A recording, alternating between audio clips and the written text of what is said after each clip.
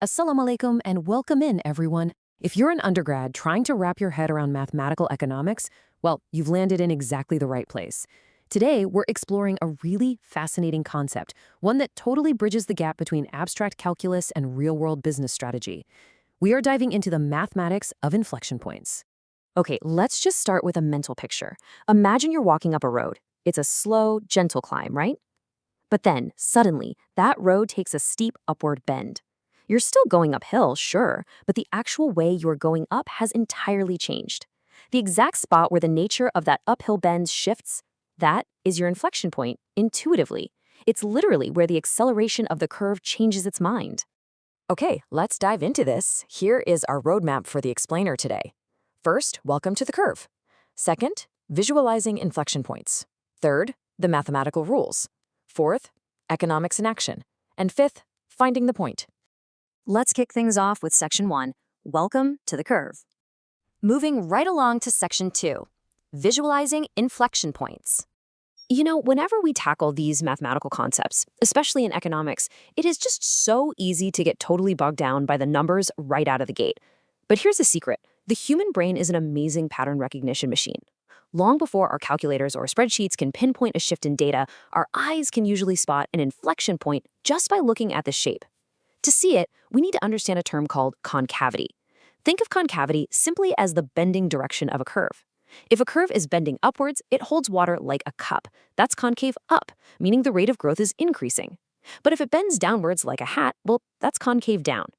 An inflection point occurs exactly at that magical split second where a curve flips from a cup to a hat, or vice versa. And this brilliantly illustrates exactly what we're talking about. Notice that little asterisk right in the middle. Before that point, the dotted line forms that cup shape, curving upwards. But after that point, it forms the hat shape, curving downwards.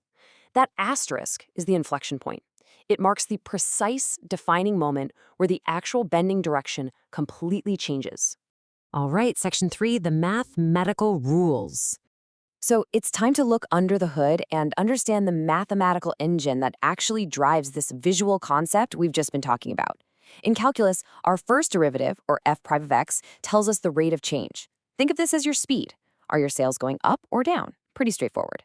But the second derivative, f double prime of x, tells us the rate of change of the rate. This is your acceleration, or your curvature. I want to strongly emphasize the distinction here. An inflection point doesn't mean a sudden drop in your total sales volume. No way. It means a change in your sales acceleration. You might still be growing, but suddenly you are growing faster or growing slower. Okay, let's look at a quick comparison here to create a real light bulb moment for you. Take the function f of x equals x cubed. Its second derivative is 6x. At x equals 0, this hits 0, and more importantly, the sign changes from negative to positive. That means we have an inflection point. Now, compare that to the function x to the fourth power. Its second derivative is 12x squared. At x equals 0, it also hits 0. But because x is squared, the result is literally always positive. The sign never actually changes. So here is the huge takeaway. Just hitting 0 isn't enough. The sign absolutely must change to truly be an inflection point. Let's shift gears to Section 4, Economics in Action. We're moving out of the abstract world of calculus now and stepping into the real world, where this math transforms into a serious economic superpower. To really anchor this core concept in your minds before we apply it, just remember this simple, powerful rule. Change of bend direction equals inflection point. Keep that front and center as we look at the economy. So, how does this change of bend direction actually show up in the wild? Well, think about product sales. A new product might see really slow adoption initially, but then suddenly it takes off. That shift to rapid growth is an inflection point. It applies to profit margins too, indicating exactly when your investments suddenly start yielding much faster returns. In production, it shows shifts in marginal returns when you add labor or capital. On a macro level, it can even show when a slowing GDP growth suddenly turns into an economic bubble. These points serve as absolutely crucial leading indicators for business decisions, helping you assess risk and opportunity way before the rest of the market catches on. And finally, Section 5, Finding the Point.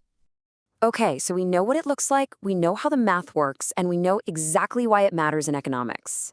Now, let's give you the practical toolkit you actually need for your exams and your future analysis. So, the crucial point is this easy 4-step checklist. Step 1, take your equation or your data and find the first and second derivatives. Step 2, find the exact spots where that second derivative equals 0, or is undefined. Step 3, and remember our x cubed versus x fourth example here.